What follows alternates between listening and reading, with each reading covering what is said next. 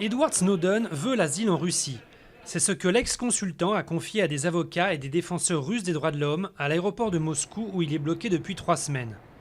Il se serait même engagé à ne plus nuire aux États-Unis, qui lui reprochent d'avoir révélé le gigantesque programme américain de surveillance électronique. Situation toujours tendue en Égypte.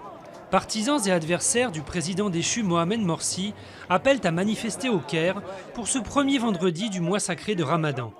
Les islamistes refusent toujours de reconnaître le pouvoir de transition. Ivan Colonna cherchait à s'évader. L'assassin du préfet de Corse Claude Erignac projetait même une évasion avec des explosifs, selon le ministère de la Justice. Compte tenu de ces informations, la chancellerie a décidé par précaution de le transférer de la prison d'Arles, dans les Bouches-du-Rhône, à la centrale de Réau, en région parisienne.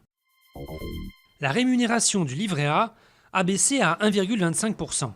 C'est ce que préconise la Banque de France, alors que le taux actuel est de 1,75%. Une sorte de compromis. Comme l'inflation est basse, le taux devrait mécaniquement baisser à 1%, un niveau jamais atteint pour l'épargne préférée des Français. C'est maintenant au ministre de l'économie de trancher, d'ici au 1er août. Des automates pour ravir petits et grands. Le musée de Souillac dans le Lot réunit près de 300 de ces figurines créées en France à la fin du 19e siècle, notamment pour animer les vitrines des grands magasins à Noël.